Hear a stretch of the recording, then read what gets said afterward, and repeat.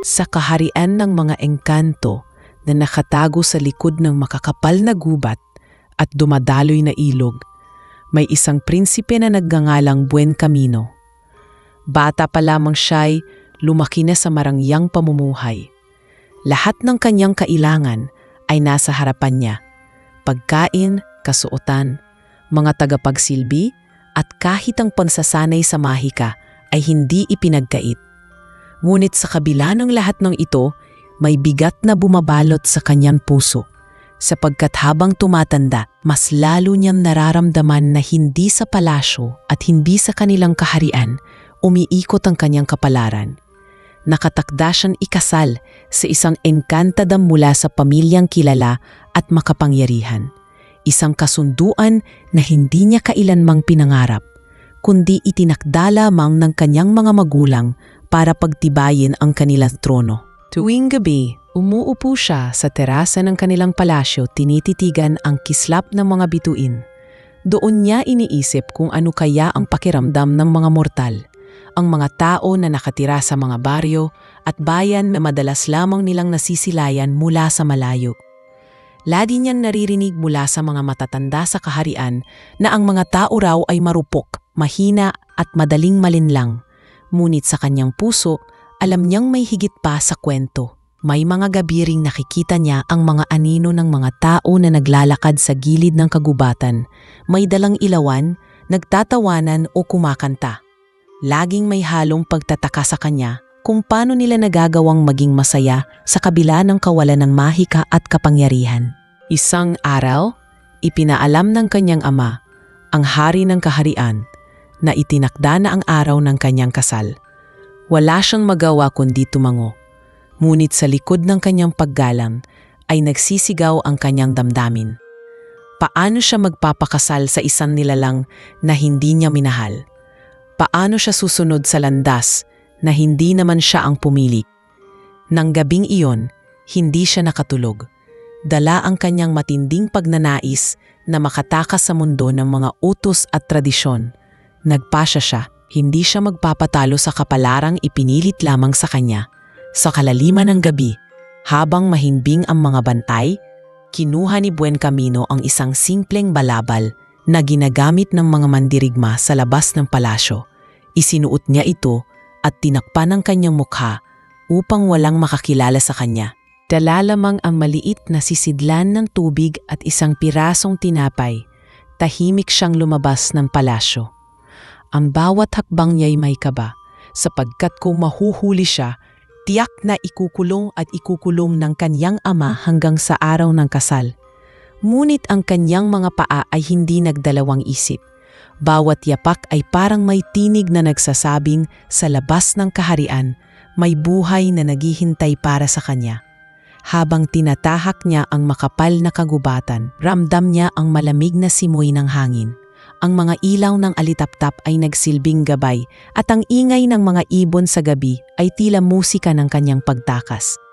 Ilang oras siyang naglakad hanggang maramdaman niya ang kakaibang amoy ng usok na hindi galing sa kanilang kaharian. Amoy ito ng mga apoy na ginagamit ng tao para magluto. Doon niya natiyak na malapit na siya sa mundo ng mga mortal. Sa unang pagkakataon, nasilayan niya ang mga bahay na yari sa kahoy at pawid. Mga tao na abala sa kanilang mga simpleng gawain. May mga batang naglalaro sa gilid ng kalsada. May mga matatandang nagkukwentuhan sa ilalim ng punong mangga. Lahat sila'y walang alam na isang engkanto ang palihim na nakamasid sa kanila. Sa sobrang pagod, napahinto si Buen Camino sa gilid ng isang daan. Kumalam ang kanyang tiyan at ramdam niyang hindi sapat ang dalang tinapay para sa kanyang paglalakbay. Ang kanyang katawan, bagamat sanay sa mahika, ay unti-unti ring nakararamdam ng gutom at panghihina na tulad ng tao. Hindi niya namalayan na unti-unti nang namimigat ang kanyang mga mata.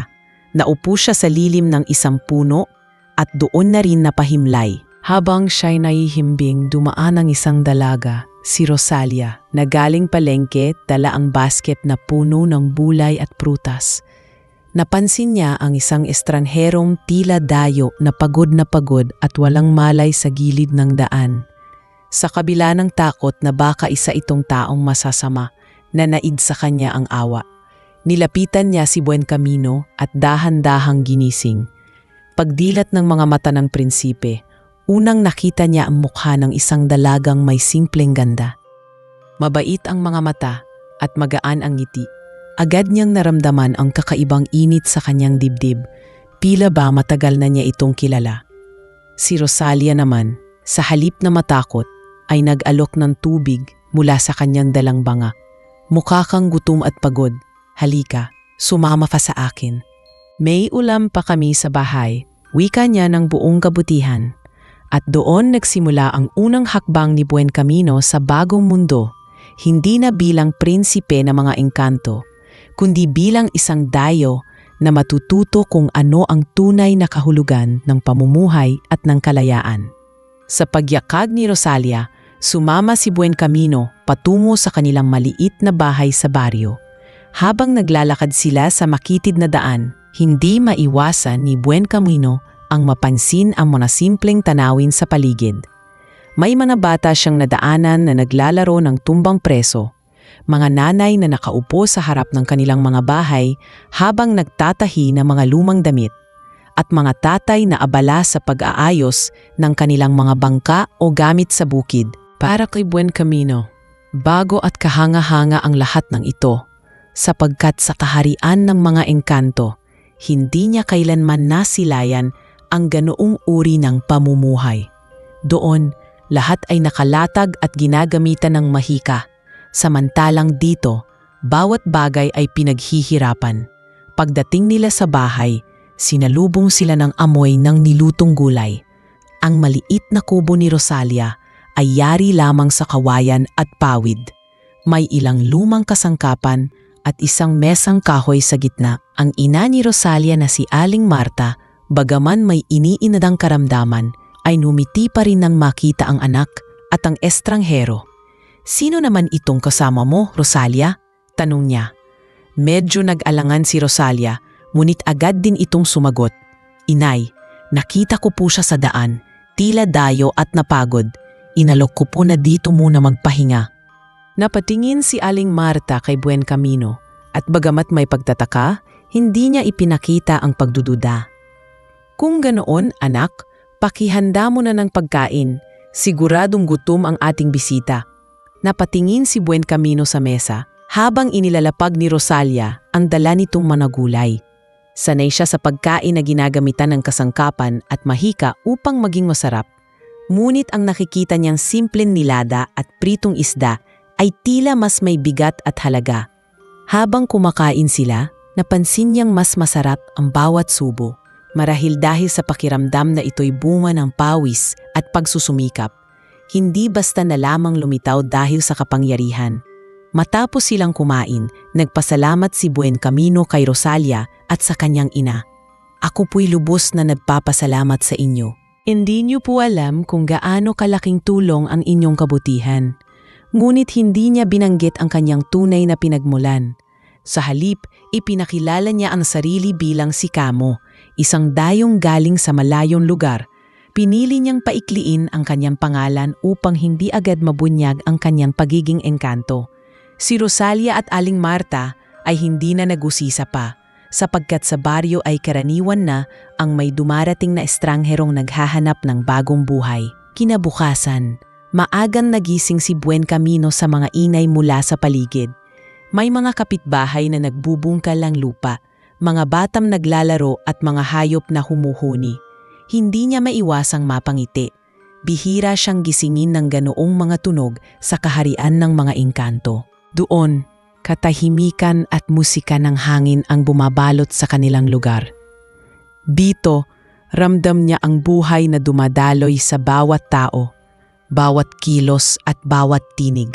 Inalok siya ni Rosalia na sumama sa palengke upang makatulong. Habang naglalakad sila, ipinakilala siya nito sa ilang kapitbahay.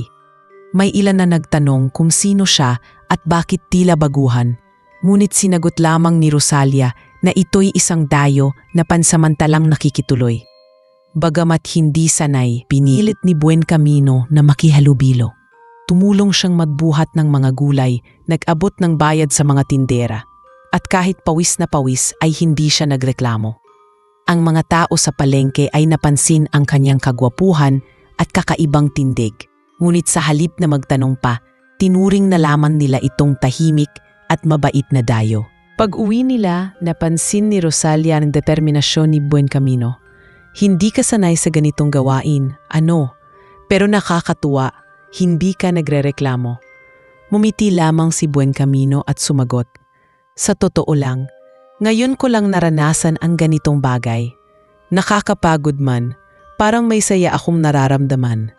Lihim niyang iniisip na marahil ito ang kalayaang matagal na niyang hinahanap. Ang simpleng buhay na walang pamimilit, walang takdang kapalaran na sinusunod. Lumipas ang mga araw at naging mas pamilyar na si Buencamino sa baryo. Natuto siyang tumulong sa mga gawain ni Rosalia, gaya ng pagtatanim ng gulay at pag-iigib ng tubig mula sa poso.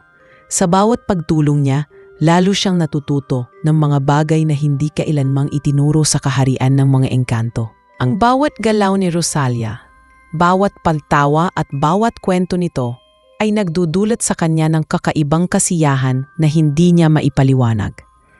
Ngunit sa kanyang isipan, may bahagi pa rin na nagbababala. Alam niyang hindi siya ordinaryong nilalang at anumang oras ay maaaring matuklasan ang kanyang lihim. Gayunpaman, pinili niyan ituon ang kanyang atensyon sa kasalukuyan. Sa ngayon, mas mahalaga sa kanya ang kalayaang natagpuan at ang pagkakaibigang unti-unti niyang nabubuo kay Rosalia. Habang dumarating ang gabi, naupo siya sa harap ng kanilang bahay at tiningnan ang mga bituin. Dito niya naramdaman ang kapayapaan na matagal na niyang hinahanap. Sa tabi niya, dumating si Rosalia, dala ang isang tasa ng mainit na salabat. Malamig ang gabi. "Eto, pampainit," sabi nito. Inanggap ni Buencamino ang tasa at ngumiti. Hindi niya alam kung saan patutungo ang bagong buhay na kanyang pinilit. Ngunit sigurado siya sa isang bagay. Nagsisimula ng magbukas ang pintuan ng kanyang puso para sa isang bagong damdamin. Isang damdamin na hindi niya kailanman inasahan na mararanasan sa mundo ng tao. Makalipas ang ilang araw mula nang makilala ni Buencamino si Rosalia, unti-unti na siyang nasasanay sa buhay sa baryo. Hindi na siya gaanong naiilang sa pakikisalamuha sa mga tao at natututo na siyang kumilos na parang isa ring ordinaryong mortal. Ngunit sa kabila ng lahat ng kanyang pagsisikap na mamuhay ng simple, may mga pagkakataon pa ring nahuhuli siya ni Rosalia na tila hindi alam ang tamang gawin, tulad ng paggamit ng palayok o paghawak ng asarol. Sa tuwing magkakamali siya, hindi naman nagagalit si Rosalia. Sa halip, tinatawanan siya nito at sabay tinuturuan. Ang mga sandaling iyon ay nagdudulot kay Buencamino ng gaan sa dibdib, na para bang hindi siya kailanmang hinusgahan, kundi mas piniling gabayan. Isang hapon, matapos nilang makatid ng mga gulay sa palengke, naisipan ni Rosalia na dalhin si Buencamino sa bukid. "Gusto kong makita mo kung saan talaga nanggagaling ang mga pagkain na binibili natin," wika ni Rosalia habang nakangiti. Sumama si Buencamino at doon niya nasilayan ang lawak ng taniman. Ang mga magsasaka ay abala sa pagbubungkal ng lupa at pagtatanim ng mga bagong punla. Napansin ni Rosalia ang pagkabighani sa mga mata ni Buencamino. "Nakakatuwa, hindi ba? Lahat ng pagkain dito pinaghihirapan ng mga tao," dagdag ni Rosalia. Habang pinagmamasdan ni Buencamino ang mga magsasaka, napansin niya kung paano nagtutulungan ang mga ito. Kapag ang isa ay nahihirapan, agad na may lalapit upang tumulong. Para kay Buencamino, kakaiba iyon. Sa kanilang kaharian, bagamat mayroong pagkakaisa, kadalasan ay nakabatay ito sa kapangyarihan at tungkulin. Ngunit dito, ang pagtutulungan ay kusang loob. Walang hinihintay na kapalit kundi ang kapakanan ng lahat. Sa sobrang interes, sinubukan din niyang sumali sa pagtatanim. Pinahiram siya ng isang magsasaka ng asarol at tinuruan kung paano ito gamitin. Halos mabali ang kanyang likod sa pagyuko at agad ding nagkaroon ng paltos ang kanyang mga palad. Nakita ni Rosalia ang hirap niya at dali-daling lumapit. Hindi madali, pero matututunan mo rin. Sabi nito habang pinapahid ang pawis sa kanyang noo gamit ang panyo. Ramdam ni Buencamino ang init ng palad ni Rosalia nang bahagya siyang hawakan nito. Bagamat saglit lamang iyon, tila ba tumigil ang oras para sa prinsipe. Habang papalubog ang araw, naupo sila sa gilid ng bukid at pinagmamasdan ang kulay kahel na langit. Tahimik na nagtanong si Buencamino, "Rosalia, hindi ka ba napapagod sa ganitong buhay? Sa araw-araw na pagtatrabaho at pakikibaka?" Mumiti lamang ang dalaga at tumugon, "Oo, nakakapagod. Pero bawat pagod may bunga. Kapag nakikita kong may laman ang aming hapag, kapag nakikita kong masaya ang aking ina, parang sulit na lahat.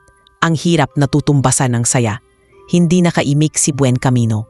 Sa kanyang isipan, napagtanto niya na ang kaharian ng mga engkanto ay puno ng kapangyarihan at karangyaan, ngunit wala itong kasimplihan at kasinseridad na nakikita niya ngayon. Unti-unti niyang nauunawaan kung bakit lagi siyang parang kulang at walang kapayapaan sa kanilang mundo. Dito, sa mundo ng tao, natutuklasan niya ang tunay na saysay ng buhay. Kinagabihan, habang naglalakad pa uwi, biglang bumigat ang ulo ni Buencamino. Ramdam niyang naubos ang kanyang lakas sa pagtatrabaho at halos himatayin siya. Agad siyang inalalayan ni Rosalia at dinala sa kanilang bahay. "Inay, mukhang hindi sanay si Kamo sa pagtatanim. Nahapo siya," sabi ni Rosalia sa kanyang ina. Kaagad namang nag-init si Aling Marta ng salabat at ipinainom kay Buencamino. Habang iniinom niya iyon, napatingin siya kay Rosalia na tila ba nag-aalala ng labis. Doon niya muling naramdaman ang hindi maipaliwanag na pintig sa kanyang puso. Kinabukasan, kahit hindi pa lubusang nakabawi ng lakas, nagpumilit siyang tumulong kay Rosalia sa mga gawaing bahay. "Hindi mo na kailangang pilitin ang sarili mo," sabi ng dalaga. Ngunit tumugon siya, "Hindi ko kayang manood lang habang ikaw ay nagtatrabaho. Nais kong matutong mamuhay tulad ninyo." Napangiti si Rosalia at tumango. Sa araw na iyon, magkasama silang naglaba sa ilog, nag-igib ng tubig at nagluto ng simpleng hapunan. Bawat gawain ay tila naging mas magaan dahil magkasama silang dalawa. Habang lumilipas ang mga araw, mas lumalalim ang kanilang pagkakaibigan. Ang mga simpleng tawanan, ang mga payak na usapan sa ilalim ng puno, at ang pagtutulungan nila sa bawat gawain ay naging pundasyon ng unti-unting paglapit ng kanilang mga puso. Hindi pa man nila namamalayan, isang damdamin na higit pa sa pagkakaibigan ang nagsisimulang mamukadkad sa kanilang pagitan. Ngunit sa isip ni Buencamino, may nakatagong kaba. Alam niyang isang araw, darating ang sandali na kailangang malaman ni Rosalia ang kanyang tunay na pagkatao. Ngunit sa ngayon, pinili niyang mag-focus sa kasalukuyan at damhin ang bawat sandaling kasama niya ang dalaga. Sapagkat sa bawat ngiti ni Rosalia, sa bawat hawak at bawat titig, nararamdaman niya ang bagay na matagal na niyang hinanap, ang kalayaan na nagmumula sa tunay na pagkakaibigan at marahil sa isang pagmamahal na hindi niya inaasahan. Mabilis ang naging paglipas ng mga linggo para kay Buencamino. Sa bawat araw na dumaraan, mas lalo niyang nakikilala ang pamumuhay ng mga tao. Ang dating prinsipe na hindi marunong gumamit ng simpleng kasangkapan ay unti-unti nang nagiging bihasa sa mga gawaing bahay at sa mga gawain sa bukid. Sa kabila ng hirap at pawis, may kakaibang kasiyahan siyang nadarama.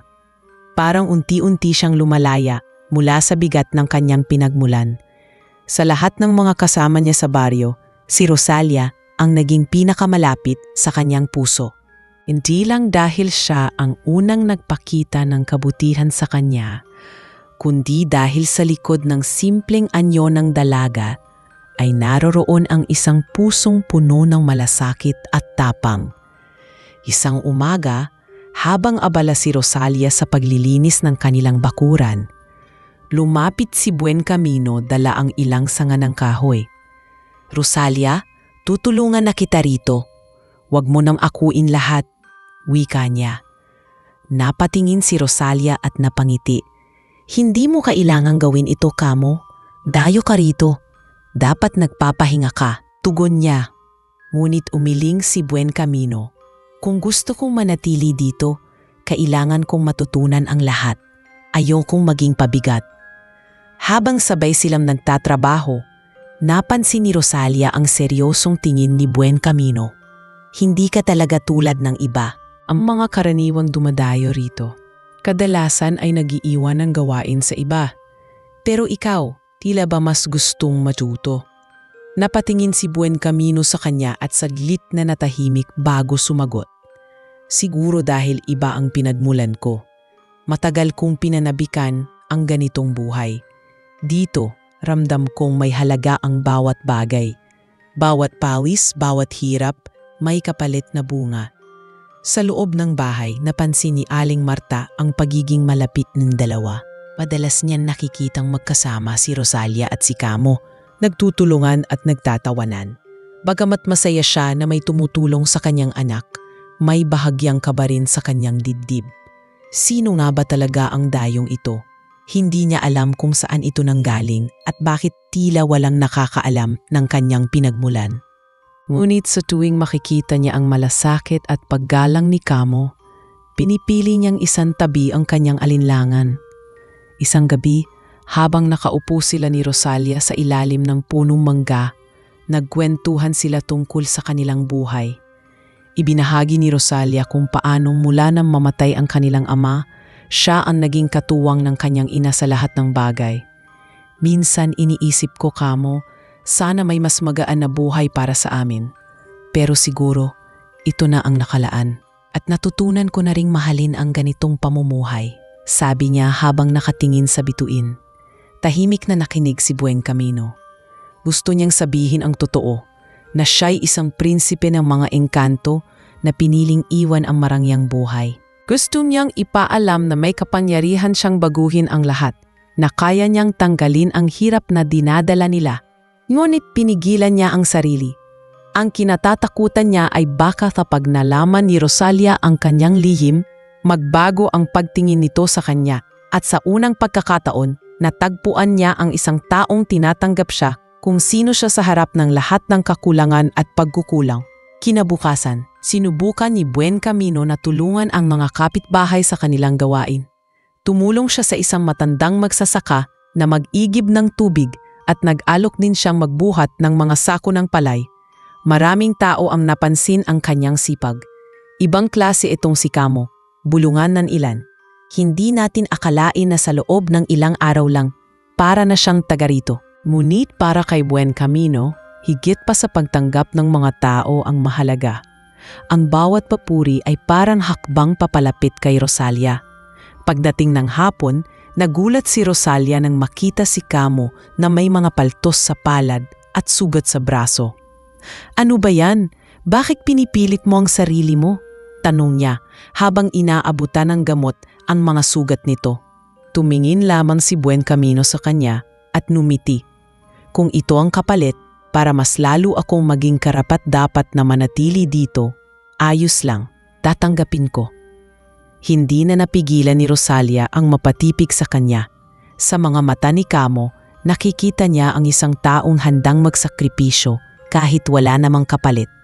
Habang ginagamot siya ni Rosalia, ramdam ni Buen Camino ang init ng palad nito sa kanyang balat. May kakaibang pintig sa kanyang puso na unti-unting lumalakas. Alam niyang hindi iyon basta pagkakaibigan lamang, ngunit pinili niyang manahimik muna. Ang mahalaga ngayon ay patuloy niyang ipakita na kaya niyang mamuhay sa mundong pinili niyang pasukin. Sa gabing iyon, muling tumingin si Buen Camino sa kalangitan. Sa kabila ng lahat ng kanyang mga lihim at bigat ng nakaraan, nararamdaman niyang tama ang kanyang naging pasya. Dito sa Quezon, sa tabi ni Rosalia, nagsisimula siyang makaramdam ng isang bagay na matagal na niyang hinahanap. Ang tunay na kalayaan na may kasamang pag-asa ng pagmamahal. Ngunit sa kanyang puso, naroon pa rin ang takot, hanggang kailan niyang maitago ang kanyang tunay na katauhan. At kung dumating ang araw na mabunyag ito, handa ba si Rosalia na tanggapin siya ng buo? Isang araw, Habang abala si Rosalia sa pagtatanim sa kanilang bakuran, biglang dumating ang isang kapitbahay na halatang balisa. "Rosalia, tulungan mo ako, ang anak ko, hindi makabangon sa sakit." "Hindi ko alam kung anong gagawin," umiiyak nitong sabi. Agad na nagpaalam si Rosalia kay Buen Camino at dali-daling sumama sa babae. Siyempre, sumunod din si Buen Camino, dala ng kanyang pag-alala at pagnanais na makatulong. Pagdating nila sa maliit na kubo ng kapitbahay, nadatnan nila ang isang batang lalaki na namumutla at nilalagnat ng mataas. Halata sa itsura ng pamilya ang pag-alala at kawalan ng magawa. Si Rosalia ay sanay lamang sa mga halamang gamot na karaniwang ginagamit sa baryo. Kaya't agad siyang naghanap ng dahon at mga ugat na maaaring pakuluan para maibsan ang lagnat ng bata. Habang abala siya, hindi mapakali si Buen Camino. Nakikita niya ang paghihirap ng bata at ang pagkabalisa ng mga magulang nito, at sa kanyang puso alam niyang kaya niya itong tulungan gamit ang kapangyarihan ng kanyang lahi. Lumapit siya sa bata at marahang ipinatong ang kanyang palad sa noo nito. Pumikit siya at sa loob-loob niya'y tahimik na nagdasal. Hinahayaan ang bahagyang mahika na dumaloy mula sa kanyang mga daliri. Ilang sandali lang, unti-unting bumaba ang init ng katawan ng bata. Napatitig ang mga magulang at maging si Rosalia sa himalang iyon. Tila bumuti na ang pakiramdam niya. Gulat na sambit ng ina. Dahan-dahang dumilat ang bata at bahagyang ngumiti. Tila ba nakaramdam ng ginhawa? Nagkunwaring kalmado si Buen Camino at sinabing, marahil ay tinamaan lang siya ng matinding init. Minsan sapat na ang pahinga at tubig. Ngunit hindi nakalampas kay Rosalia ang kakaibang kinang sa kanyang mga mata nang gawin niya ang paghawak na iyon. Kahit hindi pa niya lubos maunawaan, naramdaman niyang may higit pang hindi sinasabi si Kamo, ang lalaking nakilala niya bilang Dayo.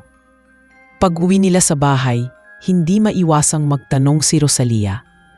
"Kamo, kanina parang may kakaiba sa ginawa mo. Paano mo nagawang bumuti ang pakiramdam ng bata ng ganoon kabilis?" Hindi agad nakasagot si Buen Camino. Initigan niya ang mga mata ni Rosalia, puno ng pag-aalala at pagtataka, at naramdaman niyang ayaw niyang magsinungaling sa dalagang nagpakita sa kanya ng walang kapantay na kabutihan mula pa noong unang araw. Ngunit pinili niyang manahimik muna. Siguro'y sadyang malakas ang panalangin ng kanyang ina. Mahina niyang tugon. Hindi na nag-usisa si Rosalia, bagamat alam niyang may hindi pa siyang naririnig na buong katotohanan. Makalipas ang ilang araw, dumating naman ang isa pang pagsubok. Biglang lumala ang kalagayan ni Aling Marta. Madalas itong inuubo ng malakas at nilalagnat sa gabi. Si Rosalia, bagamat matatag sa harap ng kanyang ina, ay kitang-kita ang pag-aalala sa kanyang mga mata. Sa tuwing nakikitang hirap si Aling Marta, napapahawak siya sa kanyang dibdib, pilit na pinapakalma ang sarili. Si Buen Camino namay hindi mapalagay. Gusto niyang gamiting muli ang kanyang kapangyarihan upang tulungan ang ina ni Rosalia. Ngunit natatakot siyang mas mabunyan pa ng tuluyan ang kanyang lihim. Isang gabi, nang marinig niya ang malalim na pag-ubo ni Aling Marta, hindi na siya nagdalawang isip. Pumasok siya sa silid nito at marahang lumapit. Ipinatong niya ang kanyang kamay sa dibdib ng matanda at gaya ng dati, pinakawalan niya ang mahika. Unti-unting humupa ang ubo at nagiging maayos ang paghinga.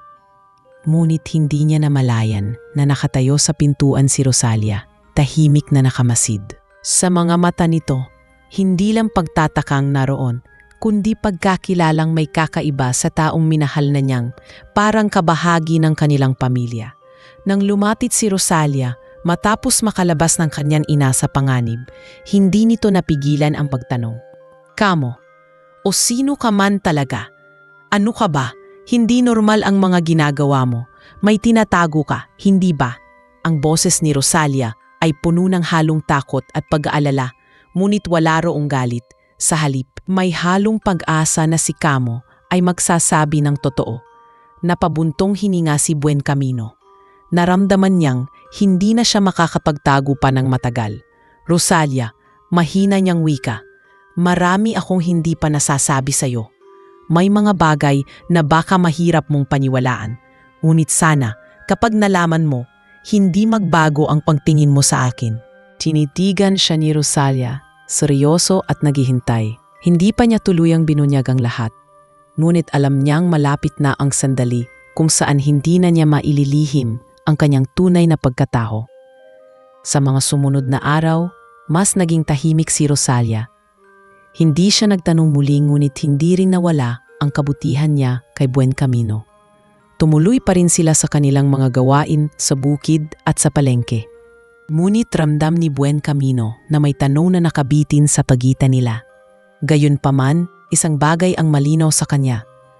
Mas pinili niyang manatili. Hindi lamang dahil natagpuan niya ang buhay na matagal na niyang hinahanap, kundi dahil kay Rosalia at sa pagmamahal na unti-unting umuusbong sa kanyang puso.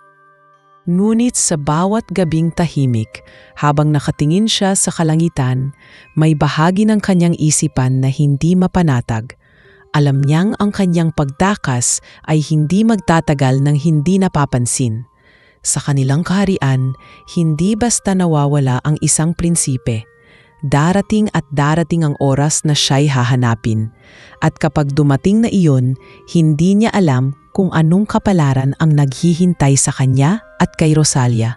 Mabilis na lumipas ang mga araw at lalong naging malapit si Buen Camino at Rosalia.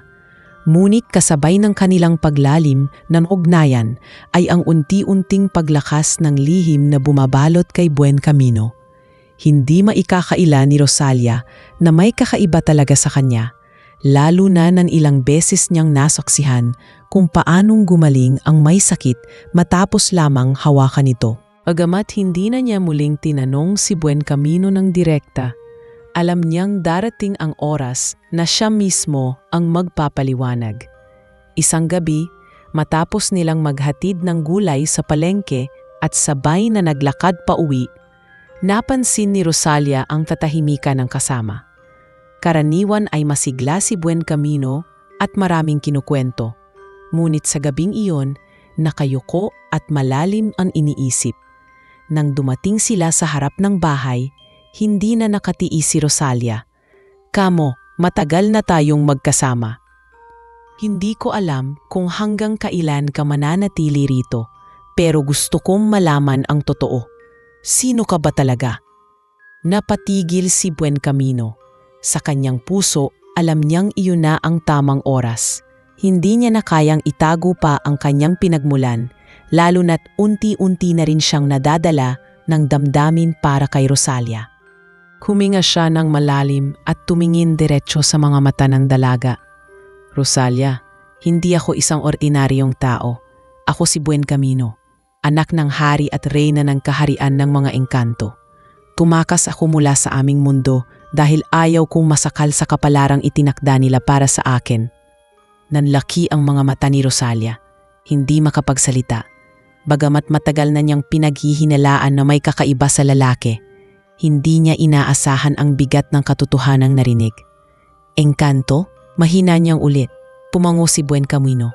"Oo, lahat ng nakita mong hindi mo maipaliwanag, lahat ng ginawa kong tila mahika, iyon ang bahagi ng aking pagkatao. Alam kong mahirap itong paniwalaan, pero iyon ang katotohanan. Tumakas ako upang maranasan ang pamumuhay ng tao at dito ko natagpuan ang kalayaang matagal ko nang hinahanap." Naglakad palayo si Rosalia upang makapag-isip. Hindi niya alam kung matatakot ba siya o maaawa kay Buen Camino. Ngunit sa bawat alaala ng kanyang kabutihan, ang pagtulong nito sa kanilang bukid, ang pagkalinga sa kanyang ina, at ang walang sawang pagdamay sa kanya, hindi niya makita ang dahilan para siya'y katakutan. Sa halip, mas lalo niyang naramdaman ang bigat ng tiwala ng engkantong prinsipe na sa kanya lamang ipinagtapat ang kanyang sikreto. Paglingon niya, nakita niyang nakayuko si Buen Camino. Wari takot sa magiging sagot niya. "Hindi ko alam kung paano ko tatanggapin ang lahat ng ito." Wika ni Rosalia na may halong kaba. "Pero isa lang ang alam ko, hindi ako natatakot sa'yo. Ikaw pa rin ang kamo na nakilala ko. Ang mahalaga, Totoo ka sa akin. Hindi napigilan ni Buencamino ang mapaluha sa narinig. Para sa kanya, iyon ang unang pagkakataon na may tumanggap sa kanya nang walang halong takot o paghuhusga. Kinabukasan, nagpatuloy ang kanilang normal na gawain, ngunit may kakaibang gaan sa pagitan nila. Hindi na kasing bigat ang lihim ni Buencamino at mas naging bukas na siya kay Rosalia tungkol sa kanyang mga karanasan sa kaharian ng mga engkanto. Ikinuwento niya ang kanyang kabataan, ang mga mahikang kasanayan, at ang matinding presyur bilang prinsipe. Nakikinig si Rosalia ng buong puso at sa bawat salita ni Buencamino ay mas lalo niyang nauunawaan ang lalim ng kalungkutan na dinadala nito. Ngunit hindi nagtagal, dumating ang isang kakaibang pangyayari na nagpabago ng lahat. Habang naglalakad sila ni Rosalia papunta sa bukid, biglang dumilim ang kalangitan. Ang malakas na hangin ay tila may kasamang bulong at ang mga alitaptap ay nagliparan palayo na para bang may paparating na panganib. Napatigil si Buencamino at naramdaman ang panginginig sa hangin. Alam niya ang ibig sabihin nito. Mga sundalo mula sa kanyang kaharian ang paparating. Himila niya si Rosalia papalayo at dinala sa gilid ng kakahuyan. Rosalia, kailangan mong magtago. Alam kong para sa iyo'y hindi ito malinaw, pero sila'y galing sa aking mundo. Hahanapin nila ako at pilit akong ibabalik. Nanginginig ang tinig ni Buencamino. Alam niyang hindi magiging madali ang mga susunod na araw. Ngunit hindi umatras si Rosalia. Hinawakan niya ang kamay ng engkantong prinsipe at mariing tumingin sa kanya. Kung talagang pipilitin kami lang bumalik, hindi ba't may karapatan ka ring pumili? Kung totoo ang lahat ng sinabi mo, kung prinsipe ka nga, bakit hindi mo ipaglaban ang kalayaan mo? Natigilan si Buencamino sa sinabi ni Rosalia. Sa simpleng salita ng isang mortal na dalaga, muling pinagtibay ang kanyang paninindigan. Hindi siya tumakas mula sa kaharian para lamang bumalik sa parehong tanikala. Tumakas siya para maramdaman ang tunay na buhay at higit sa lahat, natagpuan niya ang dahilan para manatili. Si Rosalia. Habang papalapit ang mga anino ng mamasundalong engkanto mula sa dilim, handa na si Buencamino na ipaglaban ang kanyang pinili. Sa kanyang puso, malinaw ang kanyang pasya. Hindi na siya babalik sa buhay na itinakda para sa kanya. Narito siya sa mundo ng mga tao, kasama ang dalagang unang nagpakita sa kanya ng kahulugan ng tunay na kalayaan at pagmamahal. Habang papalapit ang kakaibang unos na dala ng mamasundalong engkanto, lalong humigpit ang hawak ni Rosalia sa kamay ni Buencamino. Kita sa mga mata ng prinsipe ang kaba, ngunit may apoy ng determinasyon na hindi niya naipapakita noon. Sa unang pagkakataon, kailangan niyang harapin ang kanyang pinagmulan, hindi para sumunod, kundi para ipaglaban ang bagong buhay na natagpuan niya. Mula sa makapal na usok at bugso ng hangin, unti-unting lumitaw ang mga anino. 3 nilalang na may matitingkad na mata at katawan na kumikislap, sa liwanag ng buwan ang humakbang papalapit. Ang kanilang kasuotan ay yari sa hinabing sinad ng araw at pilak, tanda ng kanilang mataas na katungkulan. Ang pinakamatanda sa kanila, isang sundalong may dalang sibat na kumikislap, ang unang nagsalita. Prinsipe Buencamino, sapat na ang iyong paglalaro. Ang iyong ama at ina ay nag-utos na ikaw ay ibalik, sapagkat naghihintay ang iyong kasal at tungkulin. Napatigil si Buencamino, ngunit bago pa siya makapagsalita, sumingit si Rosalia. Hindi siya alipin upang basta niyo lamang hilahin pabalik. May karapatan siyang tumili ng kanyang sariling landas. Napatingin ang mga sundalo kay Rosalia, at ang kanilang mga mata ay kumislap sa pagtataka. Isa lamang mortal ang naglakas loob na magsalita laban sa kanila. Isang tao ang nangangahas na magsalita sa amin, mariing tugon ng isa. Hindi mo nauunawaan, mortal, siya'y hindi iyo, siya ay sa aming kaharian. Lumingon si Buencamino kay Rosalia at nakita ang takot sa kanyang mukha, ngunit higit na nangingibabaw ang tapang. Tama siya, wika ni Buen Camino habang humakbang palapit sa mga sundalo. Hindi ninyo ako maaaring pilitin. Ako mismo ang prinsipe. Ako ang magpapasya para sa aking sarili. Ngunit hindi nagpakita ng pag-unawa ang mga sundalo. Hindi mo maaaring talikuran ang iyong kapalaran. Ang iyong buhay ay hindi para sa iyo, kundi para sa iyong kaharian. Sa puntong iyon, nagsimula ang tensyon. Inilabas ng mga sundalo ang kanilang kapangyarihan. Naglabas ng alon ng hangin na nagpayanig sa paligid. Natumba ang ilang puno at nagsimulang magtakbuhan ang mga hayop mula sa kakahuyan. Agad na itinulak ni Buen Camino si Rosalia sa ligtas na bahagi ng gubat. Magkubli ka muna, Rosalia. Huwag kang lalapit. Ngunit hindi siya nakinig. Hindi kita iiwan, kamo. Kung ito ang laban mo, laban ko rin ito. Mariing tugon ng dalaga. Sa kabila ng kanyang pangamba, tumindig si Buen Camino. Itinaas niya ang kanyang mga kamay at pinakawalan ang liwanag mula sa kanyang katawan. Ang kanyang presensya bilang prinsipe ng mga engkanto ay muling bumangon at saglit na napatigil ang mga sundalo. Ako si Buen Camino, anak ng hari at reyna. Hindi ako nararapat itali sa kapangyarihan at kasunduan. Ako ang magpapasya kung saan ko gugugulin ang aking buhay. At dito sa mundo ng tao, ko nais manatili.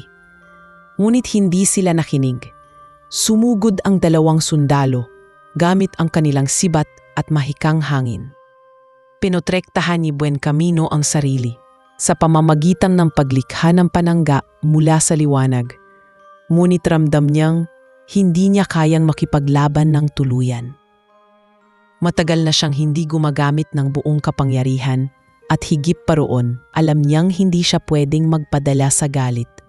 Dahil sa isang iglap na pagkakamali, maaaring madamay ang mga taong wala namang kinalaman sa kanyang mundo. Dumating ang sandali na muntik ng tamaan si Rosalia ng isang alon ng mahikang hangin. Mabilis na tumakbo si Buen Camino at itinapon ang sarili upang protektahan siya. Niyakap niya si Rosalia habang bumagsak silang dalawa sa lupa. Hindi ko hahayaang saktan ka, bulong niya. Nakita ito ng mga sundalo at sa kanilang mga mata ay may bahid ng panghihinayang at pag-unawa. Kung ganyan ang iyong pasya, prinsipe, kailangan naming ipaalam sa iyong mga magulang. Ngunit alalahanin mo, ang pagtaliwas sa iyong kapalaran ay hindi basta pinapalampas. Sa huli, umatras ang tatlong sundalo na tila nagpasya na hindi sila magtatagal sa mundo ng tao. Naiwan sina Buen Camino at Rosalia na kapwa hingal at nanginginig. Tahimik na napahawak si Rosalia sa kamay ng prinsipe. Hindi ko akalain na darating ang araw na haharapin mo ang sarili mong lahi para lamang manatili rito. Mahina niyang sabi. Tumingin si Buen Camino sa kanya at hinawakan ang kanyang pinski. Ikaw ang dahilan kung bakit may lakas ako. Kung wala ka, marahil ay matagal na akong bumalik at sumuko. Pero ngayon, malinaw sa akin ang lahat. Dito ako mananatili. Sa piling mo. Sa mga araw na sumunod, naging mas mapagbantay si Buen Camino. Alam niyang hindi matatapos doon ang lahat. Darating ang mas malalakas pang pagsubok. Ngunit sa bawat ngiti ni Rosalia, sa bawat pag-aalaga niya sa kanyang ina, at sa bawat simpleng gawain nila sa bukid, naramdaman niyang sulit ang lahat ng kanyang ipinaglaban. Sa kabila ng panganib at posibilidad na muling hanapin ng kanyang kaharian, nanindigan siyang manatili. Sapagkat natagpuan na niya ang isang bagay na hindi matutumbasan ng anumang trono, ang pagmamahal na kusang sumibol sa piling ng isang mortal na dalagang nagngangalang Rosalia. Sa kanyang puso, malinaw ang kanyang desisyon. Kahit ano pa ang dumating, hindi na siya kailanman hihiwalay sa mundo ng mga tao. At higit sa lahat, hindi na niya bibitawan ang pag-ibig na nagbigay ng bago at tunay na kahulugan sa kanyang buhay. Kinabukasan matapos ang pagkakaharap nila sa mga sundalo, nanatiling mabigat ang isip ni Buen Camino. Alam niyang hindi matatapos doon ang lahat. Ang pag-atras ng mga sugo ng kaharian ay hindi tanda ng pagbibigay, kundi palatandaan lamang na ihahanda nila ang susunod na hakbang. Habang nagbubungkal sila ni Rosalia sa bukid, ramdam niyang may mga matang nagmamasid mula sa dilim kahit walang nakikita. Hindi niya ito sinabi kay Rosalia upang hindi na muling madagdagan ang iniisip ng dalaga, ngunit pinangako niya sa sarili na oras na dumating ang susunod na pagsubok, mas magiging matatag siya. Isang gabi, habang mahimbing na natutulog si Aling Marta, si Rosalia at Buencamino ay magkasamang nakaupo sa labas ng kubo. Tahimik nilang pinagmamasdan ng mga bituin. Sa katahimikan, biglang nagsalita si Buencamino. "Rosalia, noong una kitang nakita, hindi ko inakala na mananatili ako rito. Ang balak ko noon ay pansamantalang magtago. Pero sa bawat araw na lumilipas, natutunan kong mahalin ang mundong ito. At higit sa lahat, natutunan kong mahalin ka." Nanlaki ang mga mata ni Rosalia. Hindi siya agad nakasagot. Ramdam niyang totoo ang bawat salitang lumabas kay Buencamino, ngunit hindi niya maiwasang kabahan. "Kamo, ikaw ay engkanto. Ako'y isang simpleng mortal. Paano magiging posible ang lahat ng ito?" Napayuko si Buencamino. "Hindi ko alam kung paano. Ang palam ko lang, sa piling mo natagpuan ang bagay na hindi ko nahanap sa aming kaharian, ang tunay na kahulugan ng buhay at pag-ibig. Kaya't kahit ano pa ang kapalit, hindi ko hahayaang mawala ka sa akin." Bago pa makasagot si Rosalia, isang kakaibang liwanag ang lumitaw mula sa gubat. Parang isang bilog na sumisiklab, kumikislap sa kalagitnaan ng dilim. Alam agad ni Buencamino kung ano iyon. Isa iyong lagusan, binuksan mula sa kanilang kaharian. Hinila niya si Rosalia papasok sa loob ng bahay at tinakpan ang bintana. Ngunit huli na, mula sa liwanag ay lumabas ang 3 bagong nilalang, mas makapangyarihan kaysa sa mga unang dumating. Ang kanilang anyo ay higit na maringal at ang kanilang mga mata ay nagliliyab sa galit. "Prinsipe Buencamino, malakas na tinig ang nagmula sa isa. Ipinag-utos ng iyong ama at ina na bumalik ka na sa kaharian. Hindi ka maaaring manatili rito. Ang iyong kapalaran ay hindi sa piling ng isang mortal." Lalong tumindi ang kabog ng dibdib ni Rosalia. Naramdaman niyang siya ang tinutukoy. Ngunit bago pa siya makaramdam ng takot, tumayo si Buencamino sa harapan niya. Itinakip ang sarili sa kanya. "Hindi ninyo siya masasaktan. Hindi na ako babalik. Dito ako mananatili." Nagkaroon ng mahabang katahimikan bago muling nagsalita ang isa sa mga engkanto. "Kung ganon, ipapakita mo ang iyong kahinaan. Ano ba ang kaya mong gawin bilang prinsipe? Isang tao lamang ang pipiliin mong kapalit ng iyong trono at kapangyarihan." Nadningning ang mga mata ni Buencamino. "Kung kapalit man ng lahat ang kanyang kaligtasan at ang buhay na pinili ko, oo, handa akong isuko ang lahat." Napakapit si Rosalia sa braso niya. "Kamo, huwag kang magsalita ng ganyan. Baka mawala ka." Ngunit ngumiti lamang si Buencamino at hinaplos ang kamay ng dalaga. "Rosalia, minsan na akong nabuhay sa marangya at makapangyarihang mundo. Ngunit doon ko naranasan ang pinakamalaking pagkakakulong. Sa piling mo, kahit pawis, hirap at simpleng pagkain lang ang mayroon, doon ko natagpuan ang kalayaan. Walang halaga ang kapangyarihan kung wala ka sa tabi ko." Nagpasya ang mga engkanto na ipakita ang kanilang kapangyarihan. Nagpakawala sila ng apoy na bumalot sa paligid ng kubo. Nagsimulang magliyab ang mga tuyong sanga at halos magpanik si Rosalia. Ngunit mabilis na kumilos si Buencamino. Ginamit niya ang huling lakas ng kanyang mahika upang bumuo ng panangga, isang bilog na liwanag na pumigil sa pagkalat ng apoy. Habang ginagawa niya iyon, ramdam niyang unti-unting nauubos ang kanyang kapangyarihan. Napasigaw si Rosalia, "Kamo, tama na. Wala kang kailangang patunayan." Ngunit patuloy siyang nakikipaglaban hanggang sa tuluyang umatras ang 3 engkanto, dala ng pagkabigo. Pagkatapos ng lahat, halos himatayin si Buencamino. Agad siyang inalalaya ni Rosalia at pinainom ng tubig. Habang nakaupo silang dalawa, umiiyak si Rosalia. Hindi ko alam kung hanggang kailan mo kakayanin ito. Pero kamo, isa lang ang sigurado. Hindi kita iiwan. Kung laban ito ng kapalaran, lalaban din ako sa tabi mo. Pinunasan ni Buen Camino ang luha sa pisngi ni Rosalia at mahina siyang ngumiti. Ang tapang mo, Rosalia. Sa bawat salitang binibitawan mo, lalo akong nagiging matatag. Hindi ko alam kung ano ang magiging hatol ng aking mga magulang o ng aking kaharian, pero ngayon pa lang alam ko na. Ikaw ang pipiliin ko. Sa gabing iyon, mahigpit silang nagyakap. Sa labas, muling nagbalik ang katahimikan ng baryo, ngunit alam nilang iyon ay panandalian lamang. Ang tunay na labanan ay hindi pa nagsisimula, ngunit sa kabila ng lahat ng banta, mas tumibay ang kanilang loob. Ang kanilang pagmamahal ang magiging sandigan kahit na ang mundo ng mga tao at ng mga engkanto ay magbanggaan. Sa puso ni Buen Camino, malinaw na ang kanyang landas.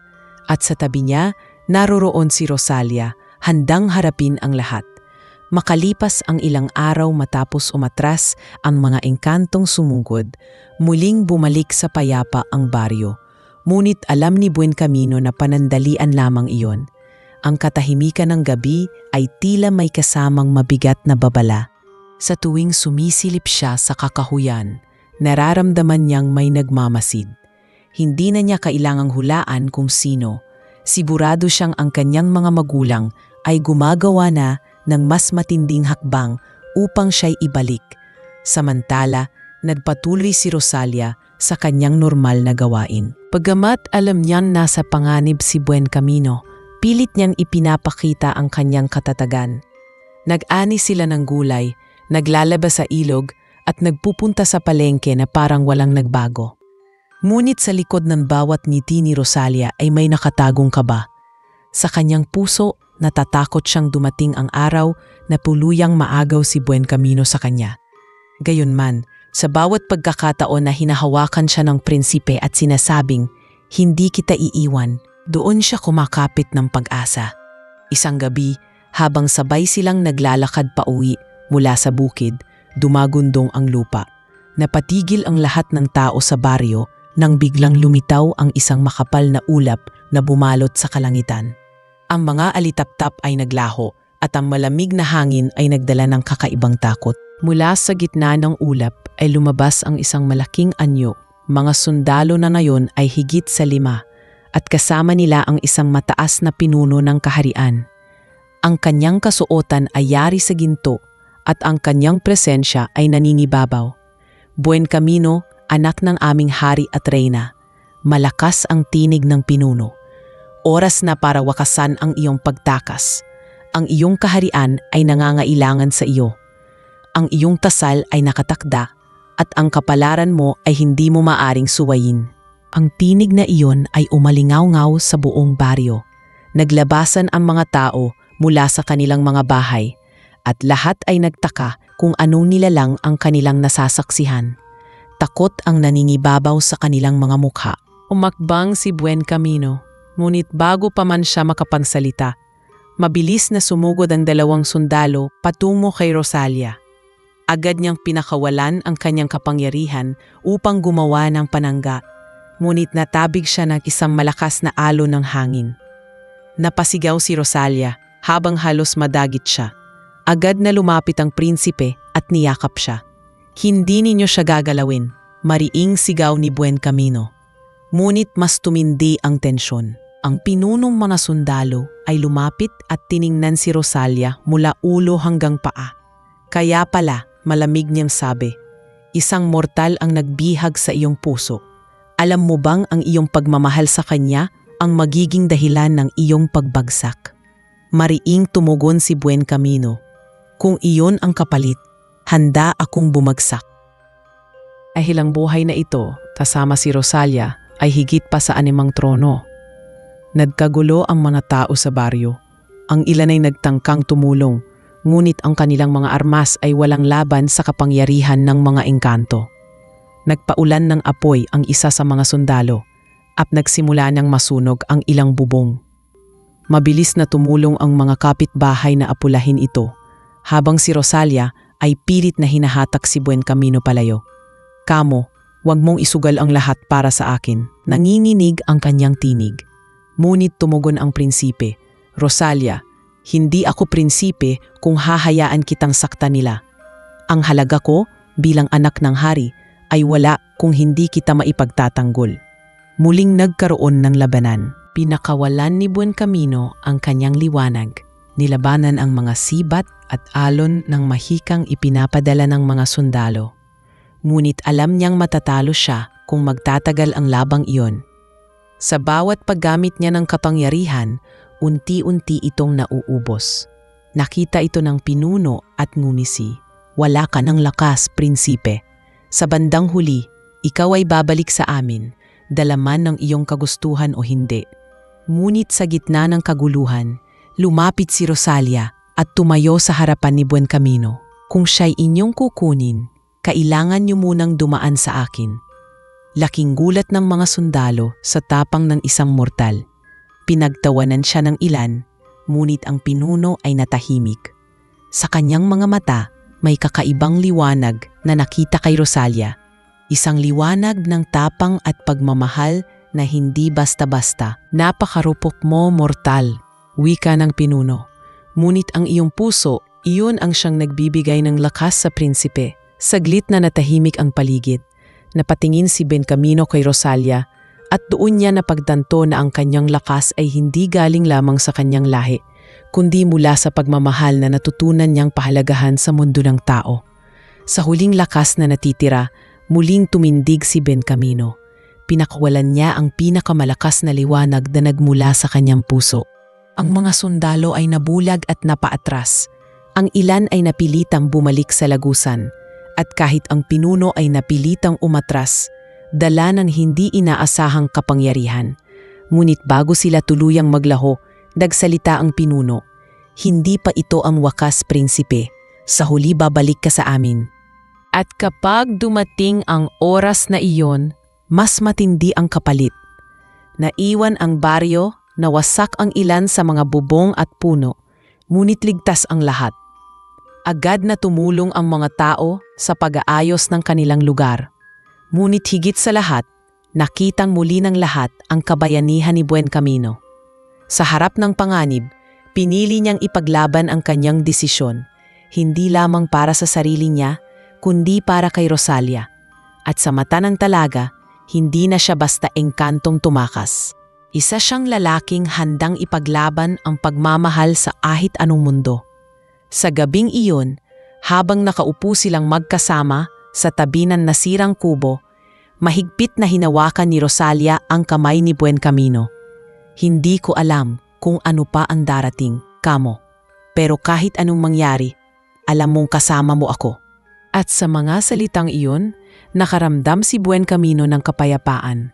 Sa gitna ng panganib at banta, natagpuan niya ang pinakamahalagang bagay, ang paninindigan ni Rosalia na hindi siya iiwan, kahit laban pa ito sa kapalaran ng dalawang magkaibang mundo.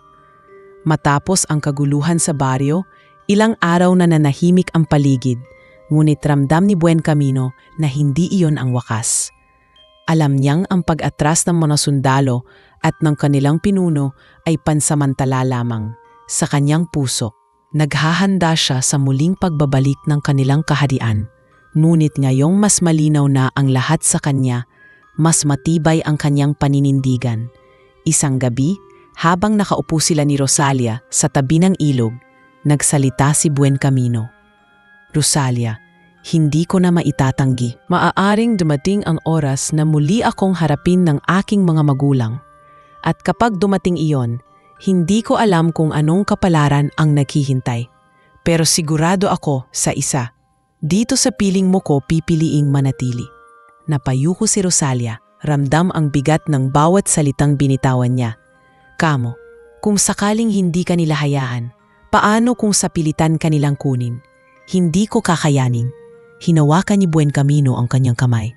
Kung pipilitin nila, doon ako lalaban. Ako ang prinsipe, Rosalia.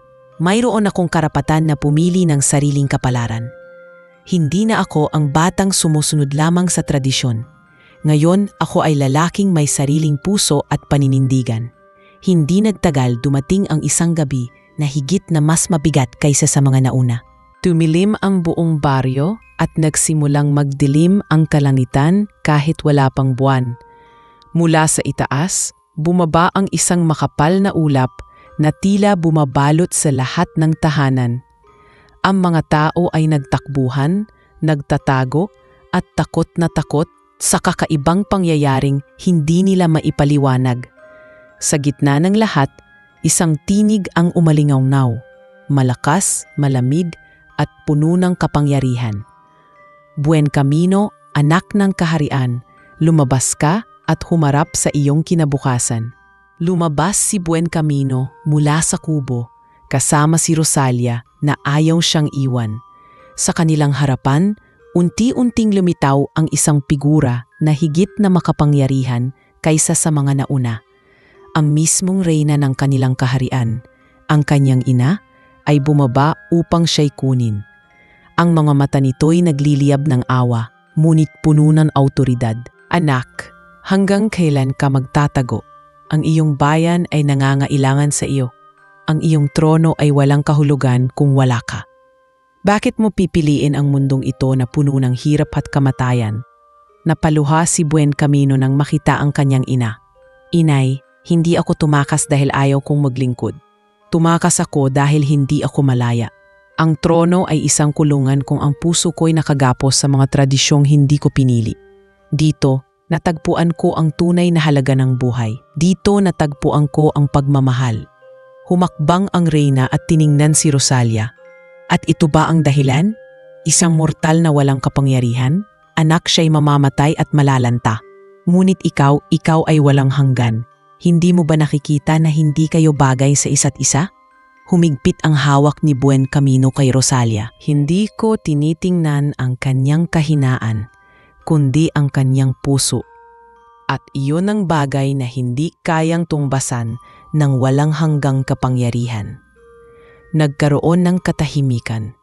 Ngunit hindi nagtagal, dumating din ang hari, ang kanyang ama, dala ang hukbo ng mga sundalo. Ang kanyang tinig ay umalingaw-ngaw, puno ng galit. Buen Camino, ikaw ay aming anak. Ang iyong kapalaran ay hindi lamang para sa iyo. Ikaw ay para sa kaharian. Huwag mong ipagpalit ang walang hanggang lakas sa isang maiksing pag-ibig. Ngunit sa halip na matakot, tumindig si Buen Camino. Ama, buong buhay ko, sinunod ko ang lahat ng inyong utos. Ngunit ngayong nakita ko ang halaga ng pagiging malaya, hindi ko na kayang isuko pa ito. Ako mismo ang pipili sa aking kapalaran at pinili ko ang mundong ito. Pinili ko si Rosalia. Nagkaroon ng matinding pagtatalo. Ang mga sundalo ay naghanda ng kanilang armas handang sa pilitang kunin ang prinsipe. Ngunit bago pa sila makalapit, humarap si Rosalia at pumayo sa pagitan nila. Kung kukunin niyo siya, kailangan niyo munang dumaan sa akin. Nagulat ang hari at reyna, isang mortal ang humaharang sa kanila. Ngunit sa sandaling iyon, nagpakawala si Buen Camino ng liwanag na higit pa sa dati, isang kapangyarihan na nagmula hindi lamang sa kanyang dugo bilang engkanto, kundi sa kanyang puso na puno ng tapang at pagmamahal. Ang mga sundalo ay nabulag at napaatras, ngunit hindi pa rin nagpakita ng pagsuko ang kanyang mga magulang. Kung ito ang iyong pasya, anak, magbabayad ka. Hindi ka na aming tagapagmana. Hindi ka na prinsipe ng aming kaharian.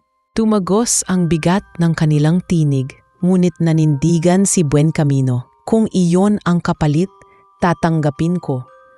Mas gugustuhin kong mawalan ng trono kaysa mawalan ng pagkakataon na mamuhay bilang ako at mahalin ang babaeng pinili ko.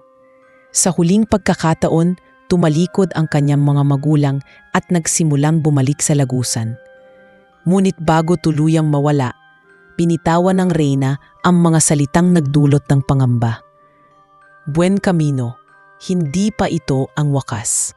Ang iyong pasya ay may kaakibat na kabayaran at kapag dumating iyon, masusubok kung gaano kalalim ang iyong piniling pagmamahal. Naiwan si Buen Camino at Rosalia, magkahawak kamay at parehong nanginginig.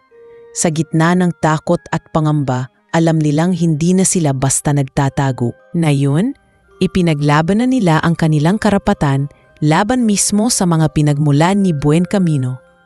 At sa gabing iyon, muling tumibay ang kanilang paninindigan. Kahit anong mangyari, mananatili silang magkasama, handang harapin ang anumang kapalit ng kanilang desisyon. Pagkaraan ng pag-alis ng hari at reyna kasama ang kanilang hukbo, nanatiling mabigat ang katahimikan sa baryo. Ang mga tao ay nagtipon-tipon upang tulungan sina Rosalia at Buen Camino sa pagkukumpuni ng mga nasirang bubong at bakod.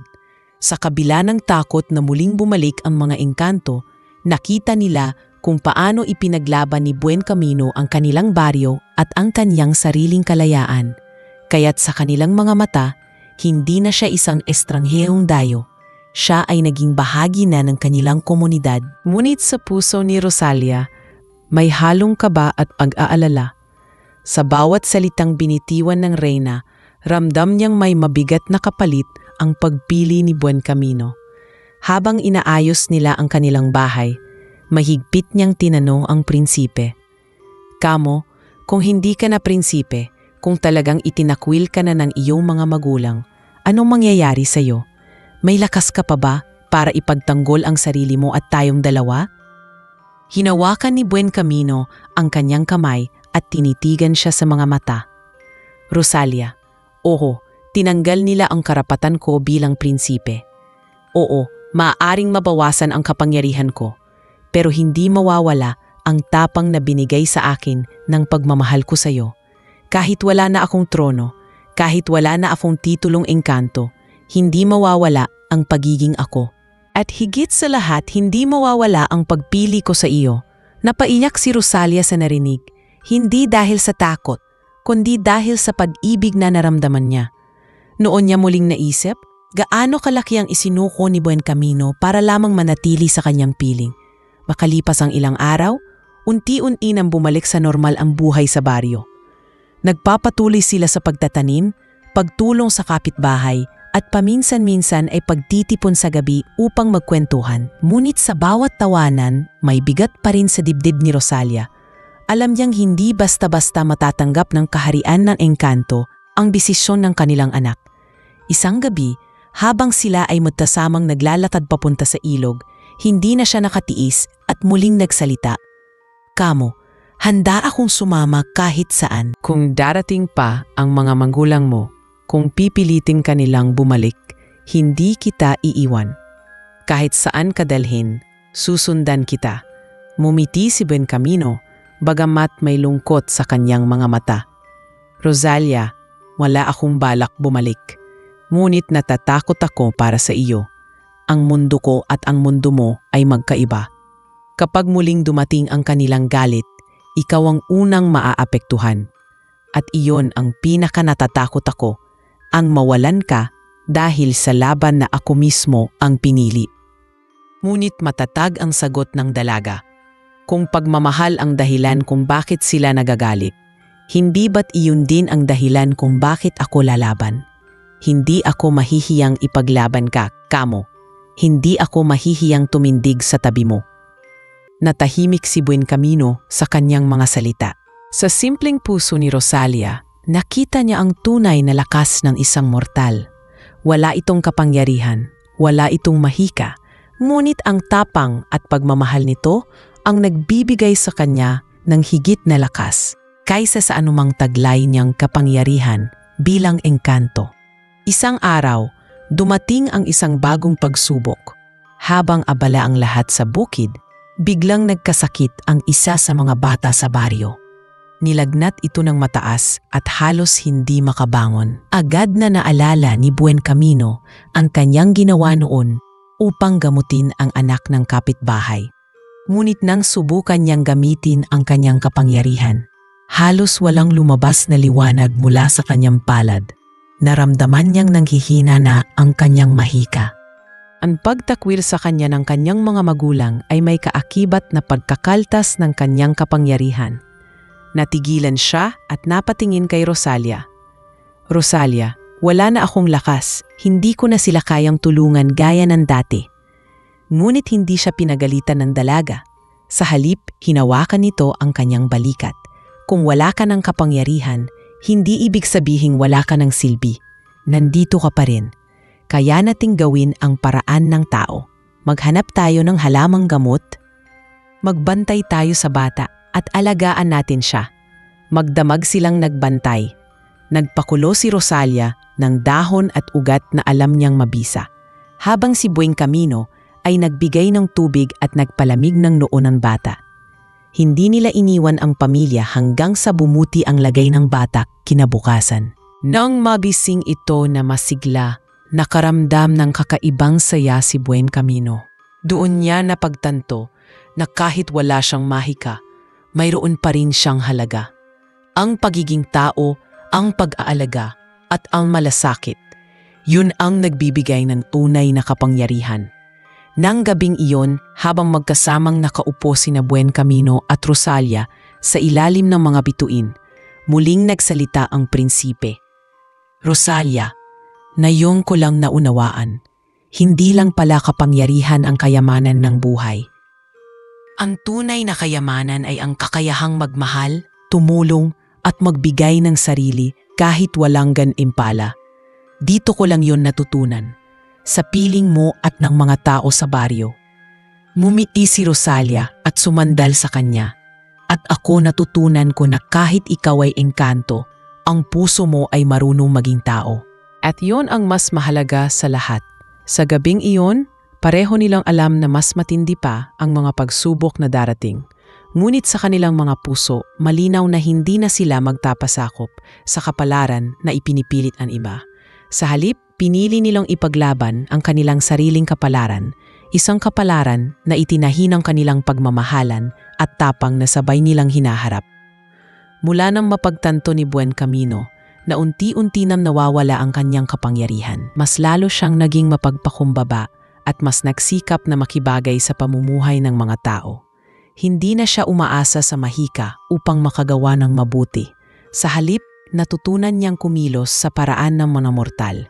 Kasama si Rosalia, tumutulong siya sa pagtatanim, sa pag-aani, at maging sa pag-alaga ng mga hayop ng kanilang kapitbahay. Ang mga tao sa baryo ay mas lalo siyang minahal, hindi dahil sa dati niyang kapangyarihan bilang engkanto, kundi dahil sa simpleng kagustuhan niyang magbigay ng kabutihan.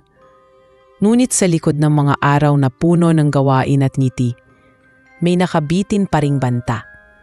Alam nilang hindi basta-basta tatanggapin ng kaharian ng mga engkanto ang desisyon ni Bueng Camino. Kaya't sa bawat dapitapon, habang pinagmamasdan nila ang paglubog ng araw, madalas ay lumulutang ang tanong sa isipan ni Rosalia, hanggang kailan magtatagal ang katahimikan na kanilang tinatamasa. Isang gabi, habang nakahiga sila sa papag at nagkukwentuhan, biglang dumating si Aling Marta. May halong kaba sa kanyang tinig. Rosalia, kamo, may mga taong nakakita ng kakaibang liwanag malapit sa kakahuyan. Para raw may mga nilalang na muling nagpakita. Nagkatinginan ang dalawa. Pareho nilang alam kung ano ang ibig sabihin nito. Hindi na nila kayang magbulag-bulagan. Ang kaharian ay muling kumikilos. Kinabukasan, dumating ang balita mula sa isang matandang nakatira sa gilid ng gubat. Nakita raw nito ang tatlong nilalang na nag-uusap at nagsasabing ipaaabot na sa hari at reyna ang naging pagtanggi ni Bueng Camino. Nagpasya ang mga engkanto na ipatawag ang lahat ng matatanda ng kanilang lahi upang pagdesisyonan ang kinabukasan ng prinsipe. Nang marinig ito, napahawak si Bueng Camino sa kamay ni Rosalia. Darating na ang oras ng tunay na pagpili. Hindi na sila basta magpapadala ng mga sundalo. Ang buong kaharian ang haharap sa atin. Nanginginig ang boses ni Rosalia, ngunit hindi siya umatras. Kung ganon, kamo, kailangan nating maging handa. Hindi na ako matatakot. Ang mahalaga, ipakita natin na ang pagmamahal ay hindi dapat ituring na kasalanan. Makalipas ang ilang araw, dumating ang mga palatandaan ng isang malaking pangyayari. Ang hangin sa gabi ay mas malamig, ang mga bituin ay tila nagkukubli, at ang mga hayop sa kagubatan ay nagiging balisa. Hanggang isang dapitapon, nagsimulang magliwanag ang langit sa hilaga. Isang malaki at kumikislap na lagusan ang bumukas, at mula roon ay lumabas ang mga hukbo ng engkanto. Hindi lamang mga sundali ngayon, kundi mga pinuno at matatanda ng kanilang kaharian. Sa gitna ng lahat ay naroon ang hari at reyna, ang mga magulang ni Buen Camino. Nagtakbuhan ang mga tao sa baryo, ngunit hindi si Rosalia at Buen Camino. Tumindig silang magkasama sa gitna ng kanilang tahanan, handang humarap sa anumang hatol. Ang reyna ay unang nagsalita. "Anak, binigyan ka na namin ng pagkakataon. Ngunit ngayon, hindi na ikaw lamang ang apektado. Ang iyong pagtanggi ay kahihiyan sa buong kaharian. Huwag mong isipin na makakatakas ka sa tungkulin mo." Tumindig si Buen Camino at buong lakas na tumugon. "Inay, ama, hindi ako tumakas para ipahiya kayo. Tumakas ako para ipaglaban ang karapatang pumili ng sarili kong buhay. Ako ay inyong anak, ngunit hindi ako alipin ng tradisyon. At kung kasalanan ang magmahal ng isang mortal, iyon ay kasalanang buong puso kong tatanggapin."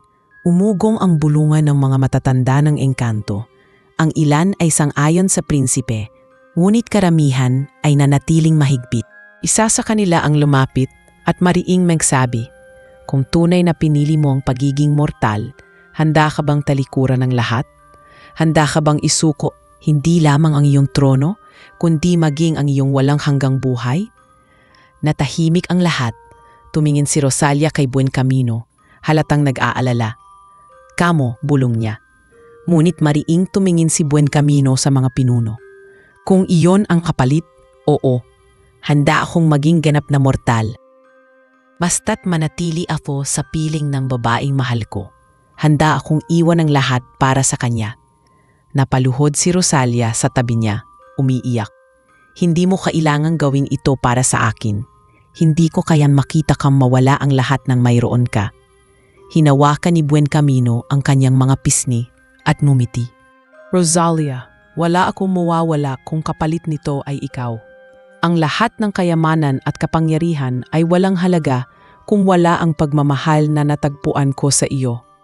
Nagkaroon ng katahimikan. Ang hari ay tumingin sa kanyang anak at sa unang pagkakataon ay may bakas ng lungkot sa kanyang mga mata.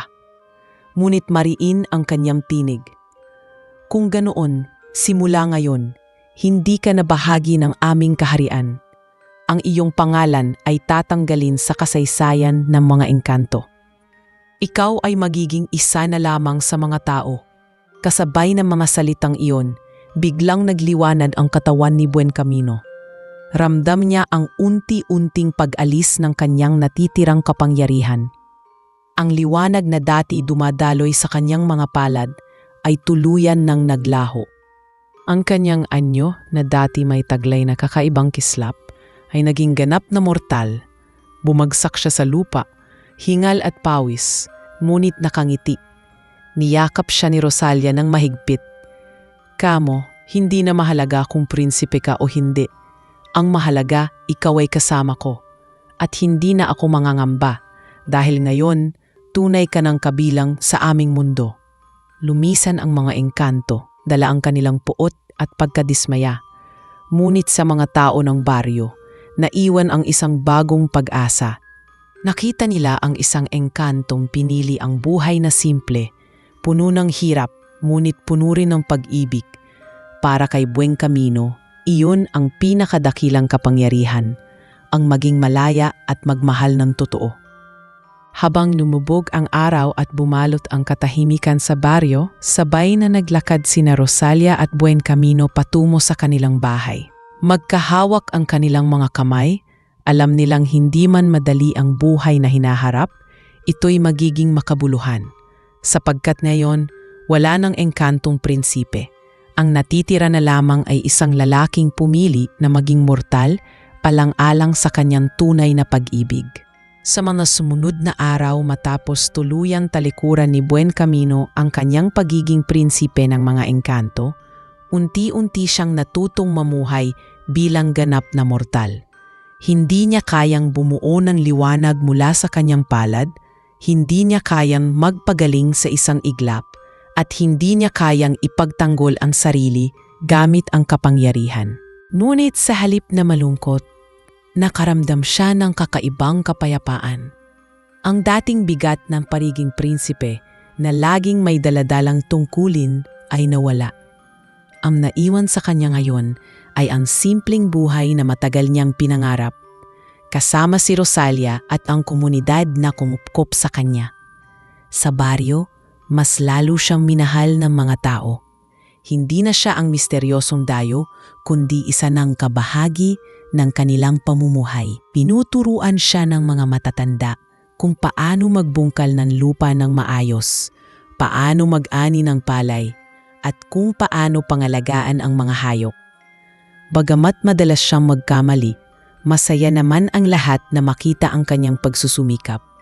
At tuwing natatawa sa kanya si Rosalia dahil sa simpleng pagkakamali, ramdam niya ang ginhawang dulot ng pagiging totoo at walang pagtatago. Isang araw, habang magkasama silang nag-aararo sa bukid, napahinto si Rosalia at tiningnan ang langit.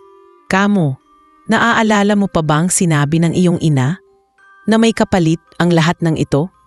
Hindi ka ba natatakot na baka balang araw ay bumalik ang sumpa ng iyong desisyon?"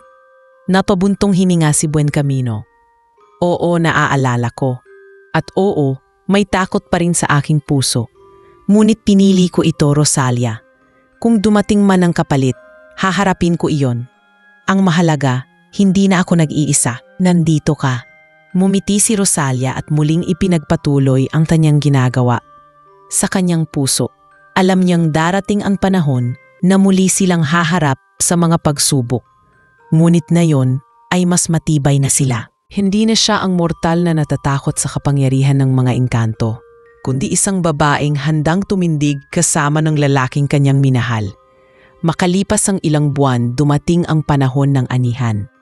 Buong baryo ay nagsama-sama sa gitna ng bukid upang ipagdiwang ang kanilang masaganang ani. May mga kantahan, sayawan at masasarap na pagkain. Sa gitna ng kasiyahan, napatingin si Buencamino kay Rosalia na masayang nakikipag-usap sa mga kapitbahay. Sa kanyang dibdib, muling sumibol ang pakiramdam na ito na ang buhay na para sa kanya. Wala ng palasyo, wala ng trono.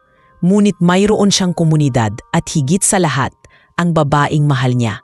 Ngunit sa kalagitnaan ng kasayahan, dumating ang isang matandang engkanto. Hindi ito kasama ng hukbo. Hindi rin ito mukhang banta. Lumapit ito kay Buencamino at Rosalia, dala ang isang baston at mga matang puno ng karanasan. "Buencamino," wika nito, "ako'y isa sa mga pinakamatandang tagapangalaga ng inyong kaharian. Nalaman kong pinili mong manatili rito. Hindi ako narito upang ibalik ka, kundi upang ipabatid sa iyo na ang iyong pasya ay naging malaking aral sa aming lahat. Hindi lahat ng engkanto ay sumasang-ayon sa iyong mga magulang. Marami sa amin ang humahanga sa iyong tapang." Nagulat si Buencamino. Hindi niya inasahan na mayroong kakampi sa kanyang lahi. "Kung ganoon, bakit ka narito?" tanong niya. Ngumiti ang matanda, "Upang ipaalam sa iyo na bagamat ikaw ay mortal na, ang iyong kwento ay hindi mawawala. Ikaw ang prinsipe na pumili ng pagmamahal kaysa kapangyarihan." At iyon ay mananatiling alaala sa aming lahat. Tumulo ang luha sa mga mata ni Buencamino. Sa unang pagkakataon, naramdaman niyang hindi lamang pagtakwil ang natamo niya mula sa kanyang kaharian, kundi paggalang din. Lumapit si Rosalia at hinawakan ang kanyang kamay. "Kamo, narinig mo iyon?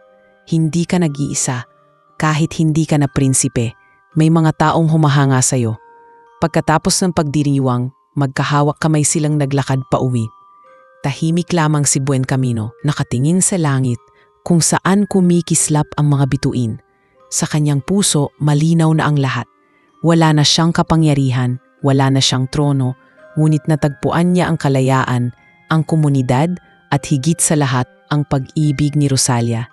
Sa kanilang pagbabalik sa bahay, huminto siya sandali at hinarap ang dalaga. "Rosalia, salamat.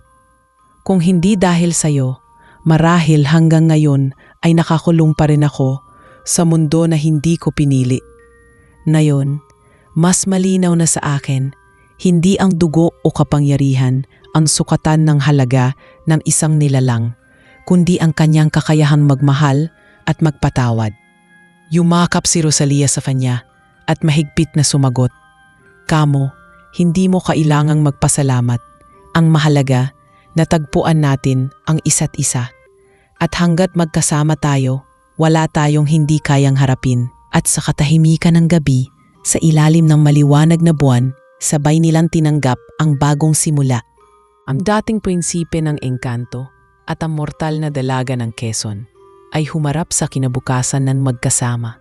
Dala ang paniniwalang ang tunay na kapangyarihan ay hindi matatagpuan sa mahika o sa trono, kundi sa pusong handang magmahal at tumanggap ng kahit anong kapalit.